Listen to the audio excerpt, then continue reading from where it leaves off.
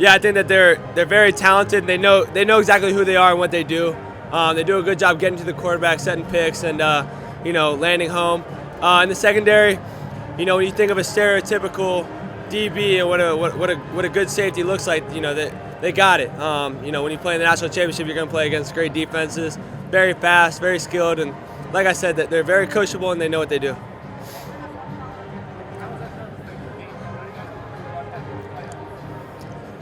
Yeah, I mean, one thing we always try to do as an offense is focus on ourselves. So, we're going to have our game plan the way we want to play football and then adjust off to what they're giving us. But I don't think it affects us too much. We're gonna do what we do best and go out there and execute. Right here. Hey, Riley, what do you remember from your last trip to Mercedes-Benz Stadium? What stands out about that game? Yeah, a lot of fun. Obviously, a great environment. I mean, it's a futuristic place to play. It's incredible. A lot of fun out there, though. I mean, on all three phases of the football, kind of complemented each other last time we played here in Mercedes-Benz. So I'm excited for it. It'll be fun. Was there any discussion back then in October between the players? Did your coaches say anything? Hey guys, remember this place? We could be back here. No, I had no idea that this was where the national championship was. We were living like one game at a time this season, so it was like, don't worry about being the best team in the country. Worry about being the best team on the field. So we were really going one game at a time. We're here right here. Riley, is back to Fairhope, Alabama. It's just over 300 miles from here. How excited are you to put on for your home state, your home city, just the state of Alabama? Yeah, no, it's I think I'm the only person from Alabama on the football team. Actually, I know I am, and it's just a beautiful place to be from. I think I'm a product of my environment, so the way I carry myself is just the way that others carried themselves around me while I was growing up. So very fortunate to be here and represent Fairhope. A lot of the people from Fairhope actually get mad though when I mention them because it's growing so rapidly and nobody wants more attention on them. But yeah, it's a great spot and I'm happy to represent it. The night before leaving for this trip, we went to the grotto. Can you tell me about that experience? How'd you know I went to? Because you posted it on Instagram. Oh, sorry. Yeah, my girl. Okay, sorry about that. I don't even remember. I was like, yeah, no, I always try to give thanks to Jesus every time I can. I remember just sitting there this time and tried to think back of whenever I first started playing football, and it kind of hit a little differently this time. Just knowing where I am right now, and my career going 3-9 my freshman year to all the injuries I've had to where we are now. I don't think I necessarily deserve it, but God's put me in this situation, so I'm going to do everything I can to glorify Him.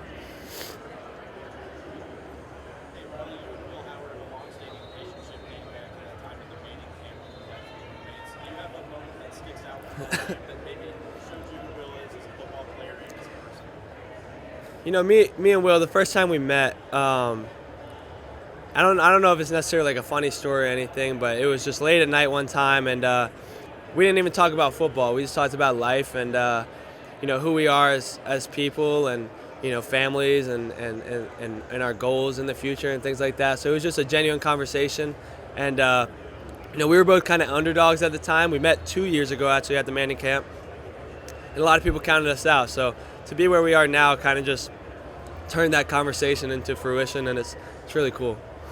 Hey, Riley, I know you have been very open about your faith, specifically about how Ohio State is supposed to be. Yes. What's that mean to share a field with him, and how's that shaped up?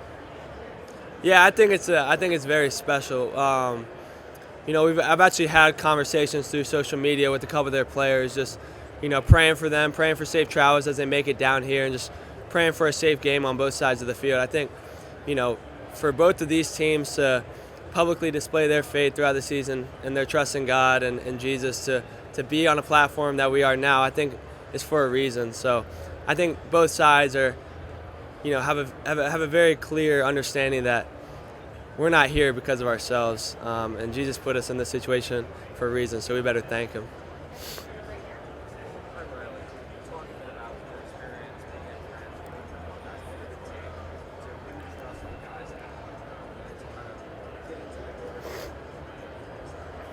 Yeah, it's tough being a transfer. I hated being in the transfer portal. It was honestly a very uncomfortable situation for me.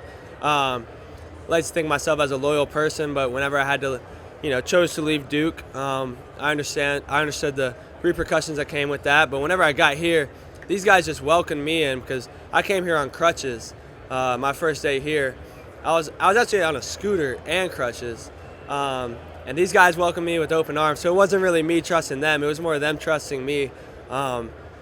Because it's hard to have a big-time transfer quarterback come in and he has 3 surgeries since the time he gets there. Like, that's hard to trust, but they believed in me, and I'm very grateful for them.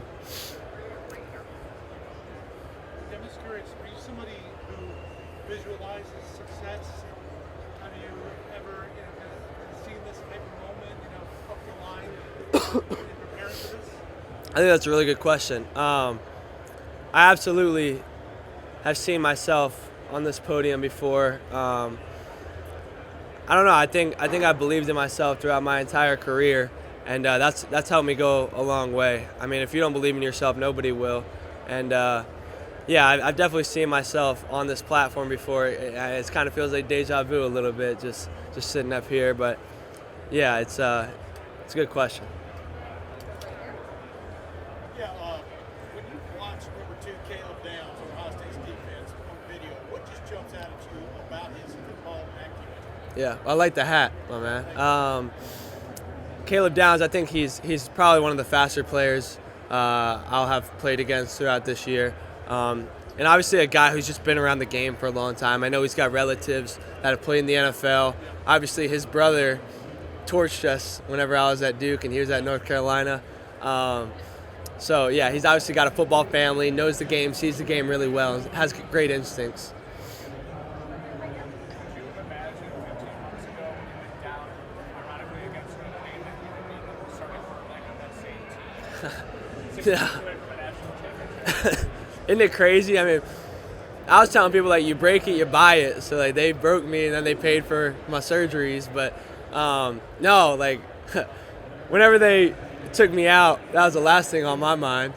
I didn't want anything to do with Notre Dame after that game. But, shoot, here we are. I mean, it's a crazy story. I can't even believe it. But, after getting to this place, I know it's a huge brand and everything. But once you get into this place and realize the people that you're always around every single day, you start to realize how much like home it feels like. So these guys are great. What's up? Yes, sir. Good. Absolutely. Yep.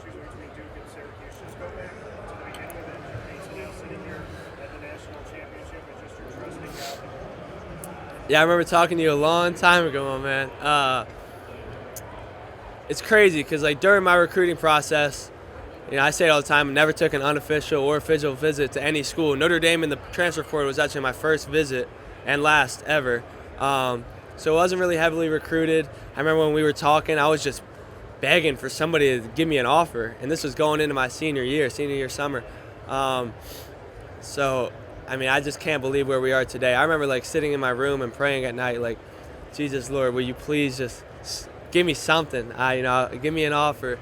And the next day, I woke up, and he delivered. So, I don't even know. If you were to tell me this 5 years ago that I'd be sitting here today, I'd say you're dang right. But at the same time, I'd be like, hey, how we get there, dude? So yeah, it's been a crazy ride.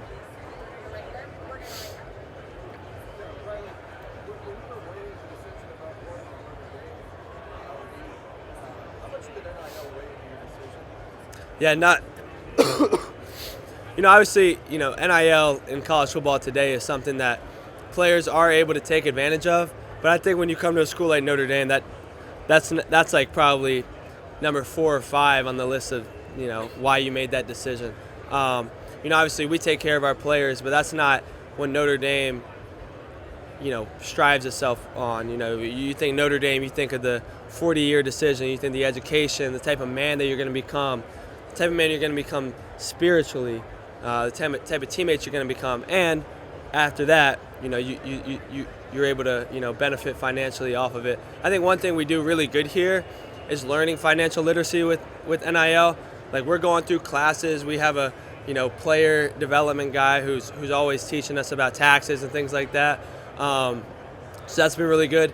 And then another thing, like a lot of these guys are able to pay for family travels to come to our games, where in the past these close family members of them haven't been able to come. So a lot of this money that we receive in NIL goes directly back to family travels and whatever it may be. So we don't keep, it's not like we're out here buying all the flashy things that you probably see online, because buying your parents plane tickets isn't going to make the news headlines. So. Some of your high school basketball highlights have gone viral recently. Needless to say, you got some highlights. Just curious, out of everyone on the team, who do you think would win a dunk contest? A dunk contest? You'd have to ask somebody else that question. I got my answer, and I know him pretty well, but dunk contest. You can say yourself. I'm not going to say myself, but Eli Raridan can throw it down pretty well. Yeah, he's a freak. Good to see you, my man. Just a quick question on football. So you said he's going to be back available. What is having him back for your offense? Just have to know his skill set. Yeah, I think first and foremost, his leadership has been incredible. Obviously, he's a veteran guy who got here just like me. And really, throughout the whole offseason, going into the season, even in fall camp, he just put his head down and went to work. He's got a dog mentality to him and brings some type of energy that's just like an underrated, not going to say too much, just going to go out there and play ball. And I think that's kind of how he proved himself to this team. To have him back will be a great help. Obviously, he's a very physical receiver that is willing to do whatever it takes to put his body on the line or help the team out. Whether he's got 1 catch, 6 catches, it doesn't matter. You're going to get the same version of Bo. Thank you. Good to see you. Riley, kind of just answer, but what's your favorite thing you've gotten with NIL money that you bought? I've been able to take care of some guys. Just give them little gifts here and there. It's always fun when you can go golfing with the offensive line and pay for their rounds. Little things like that are something that they really appreciate. But I don't know if it's anything I've gotten for myself, but I think being able to take care of family members and their travel is also something that is really cool.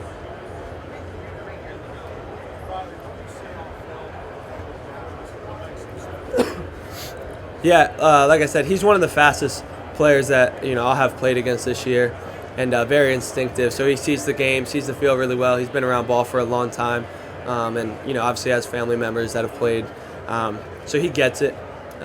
He's a good player. He's got great instincts. Is there a single play or moment that you encountered or fan that made you realize, like, wow, this is college football right now, this is playoffs right now? Ooh. Dang, that's a good question. Shoot, the first throw of my college football playoffs was a pick. So, that wasn't fun. That probably snapped me into it. I'm going in there. Oh, it's just like any other game. I'm going to, do my thing. And then, boom, tip ball, they pick it. So then I kind of had to lock in after that. So probably that first play. I think it was the first play of my college football playoff career. So that snapped me into it. Riley, did you watch the Ohio State game last year when you were at Duke? I think you were watching it at the time. What was your reaction when you did? Yeah, I remember watching it on the plane. I forgot who we played, but I was watching it on the plane ride back. Obviously, we were going to play Notre Dame the week after, so I was watching that game, and I saw two very physical football teams who take a lot of pride in just being blue-collar teams that just put their head down and go to work. Didn't seem like either team was too flashy. Just straight ball is what I felt from both of those teams, and obviously both teams played really good defense that game, and it came down to the wire. But I've heard stories of about that game throughout the week, but really there's no need for any more motivation for this game.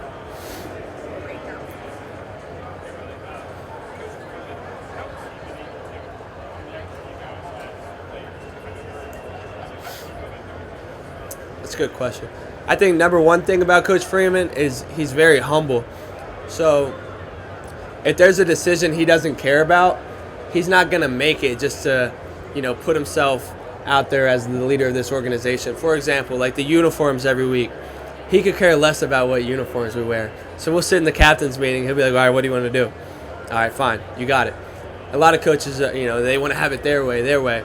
But he's just very humble and offering these little things to us. What travel suits do you want to wear? Do you want to wear shoes? Do you want to wear sweats to the games? All these little things that he doesn't have an opinion on, he lets us aside. So I think that resonates with us a lot, and it lets us know that we hold a lot of power in this organization, and he trusts our opinion as well. The offensive line, I guess the whole team is kind of go through the ringer with injuries, but on the offensive line, Charles got hurt in preseason. A lot of people didn't think he'd come back and play. Now it looks like he's the first thing to do in your second game in a row after maybe not being expected to play at all. Can you kind of talk about his journey and just kind of how the offensive line has dealt with it? Yeah, I think when you come to Notre Dame as an offensive lineman, you got something to you that a lot of other schools don't. I mean, you just have a whatever it takes mentality, just gritty. Like, these dudes just like to get their hands on guys and just play ball. As bad as the weather can get, the more excited they are. So I think whenever adversity hits that room, it's just another day at the office for them. Next man up. They have a great culture in that room, and nobody ever has their head down. Everybody's looking out for each other. You look at Pat Coogan, a guy who was a backup to begin the year, with Ashton Craig being the starting center. Pat was coaching Ashton more than anybody else on the field, trying to improve his game. Just the unselfishness in that room really speaks kind of where they are today.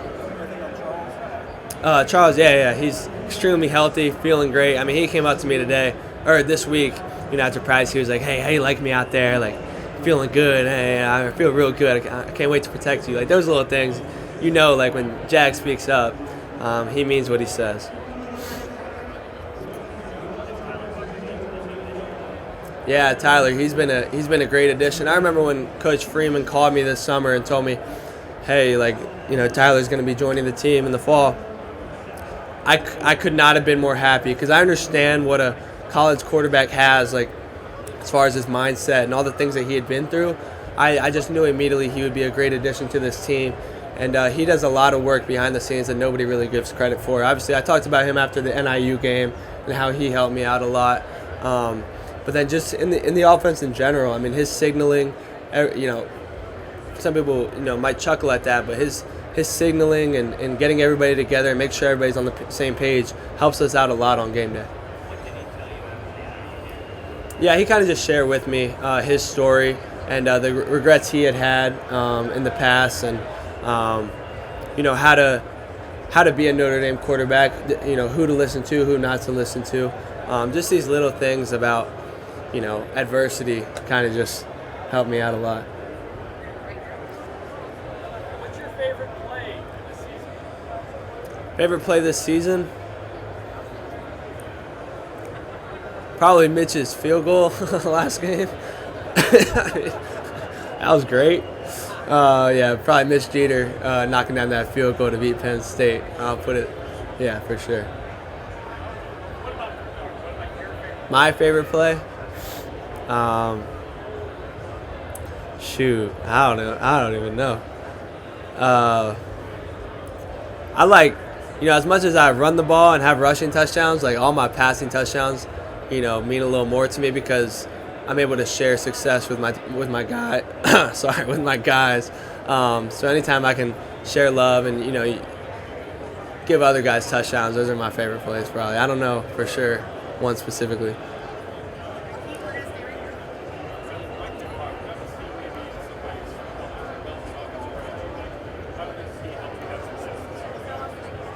I think Coach Denbrock gives a lot of freedom to the quarterback in his offense. There's a lot of leeway, a lot of different adjustments I can make, and adjustments that I wasn't making probably in the beginning of the year are kind of second nature to me now. So, whether that result of the play is in a success or not, as long as he sees what I'm seeing pre-snap, he's got no problem with it. So I think it's very quarterback friendly. He allows me to use my legs when I need to, and when I don't, he finds a lot of different ways to give our good players the ball.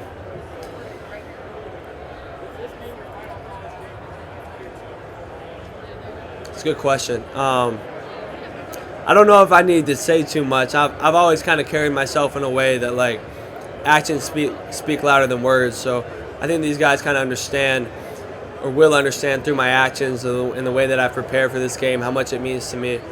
You know, I don't, like I said, if you need extra motivation from me to get you fired up for this game, something's wrong with you. So I don't know what the message will be, but it'll probably be more action based.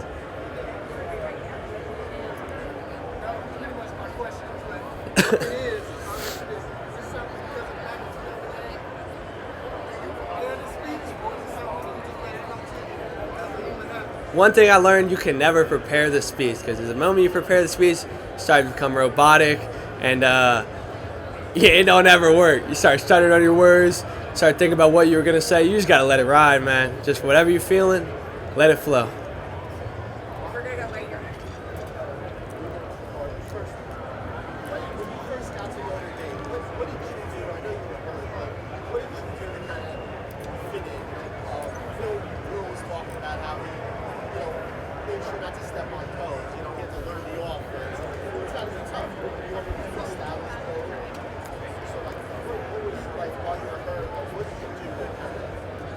Yeah, I took I tried to be as humble as possible coming in and not put myself above anybody. Obviously, there was a lot of attention on me probably when I walked into the doors, but I made sure to, reflect that attention right onto, everybody that was around me.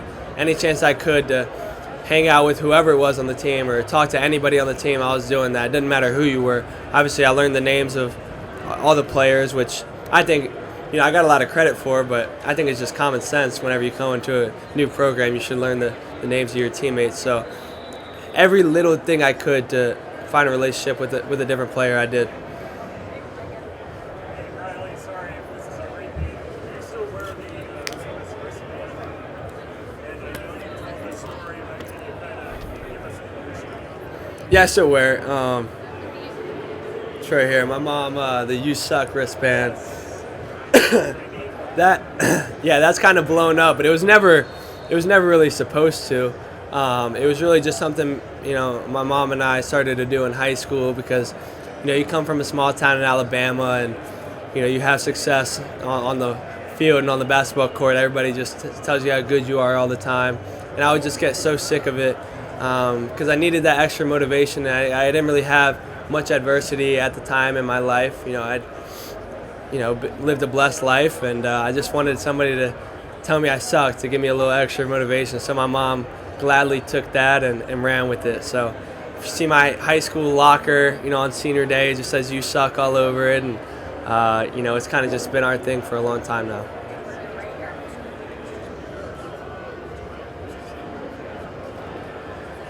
Riley, obviously you addressed the relationship, semi-relationship you have as well. Since the Manning Academy, have you guys text during the season, and since this matchup came up, I guess if there's been any communication, what is the nature of that? Yeah, we haven't texted individually, and that's not due to any reason other than the fact that we both understand we're really busy during the season. But he's a person that I'm sure down the line, I'll have a great relationship with for a long time. We're in group chats and Manning Camp group chats, and every week somebody usually sends an encouraging message that we all relay. So it's just like, hey, y'all let it fly. Good luck this week.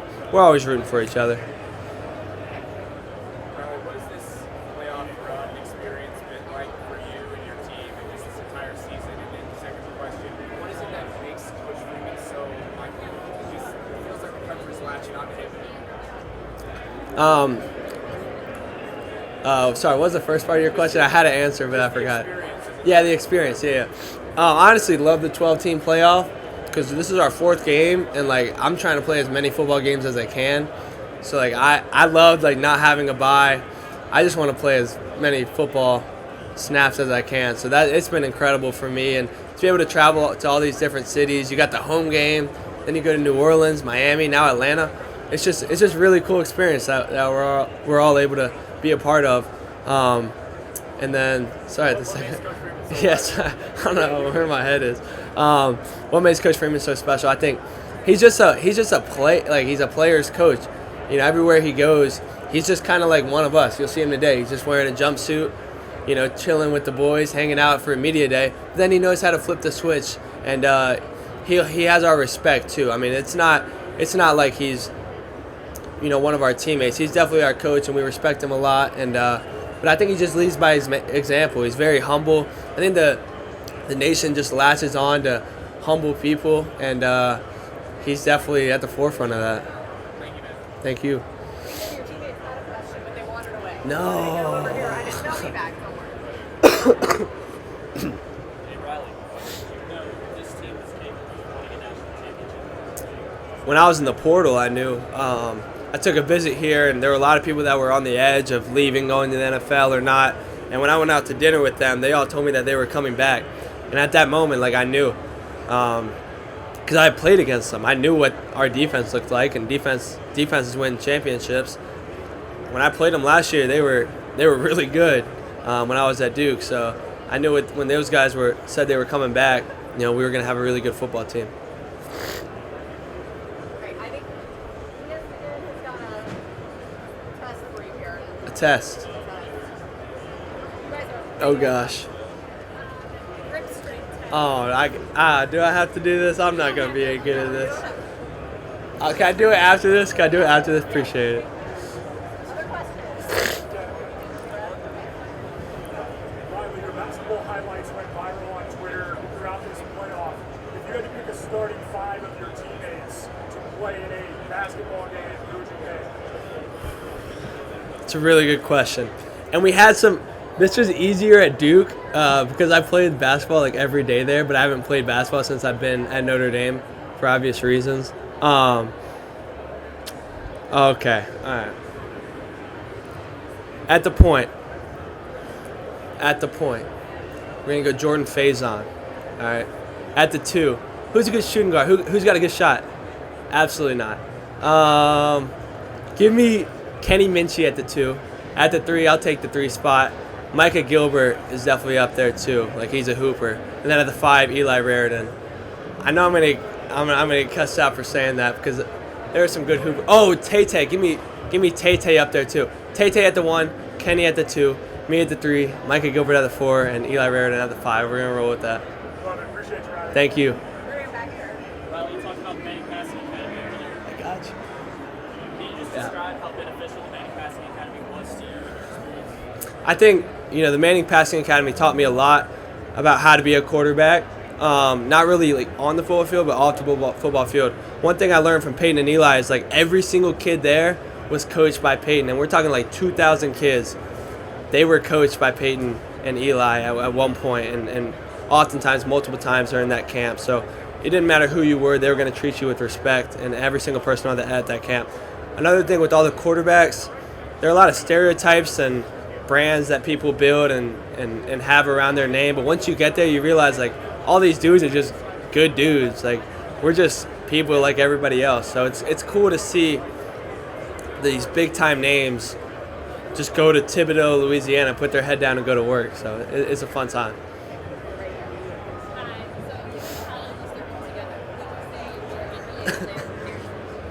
Who mine is? Oh my gosh. Oh, I can't compare. Oh, that's a good question. Paulo was by far the best player I've ever played against. So whenever we were able to go to Cameron, it was always a fun time. Who would my comparison be? Oh, I don't know. I don't have enough handles to be compared to anybody, but I think I probably attacked. Anything you say. Maybe DeMar DeRozan or something like that. Yeah. Okay, last question. Thank you so much. Hi, we're featuring on 3 Grant Sports Streams to get the White House recognition. We have 2 incredible dream kids here. What kind of message would you give to kids who are sort of facing these kind of challenges? That's a great question. Nice to meet. What are your names? Very nice to meet you guys. First and foremost, I think one thing I would say to you guys is I hope every time I step out on the field, I kind of remind myself I'm playing for those who can't, and I'm always thinking about everybody who would probably dream of being in my shoes. But I also want y'all to know as cool as it is to sit on this podium, there are a lot of things that in life that I appreciate a little bit more. Like, number one, my relationship with Christ. That's something that's free. And, I feel like leaving church or seeing one of my family members get baptized or something like that, I feel a lot more, gratitude after that than winning the Orange Bowl against Penn State. I know it sounds crazy, but all I can offer you is like perspective, and that's my perspective.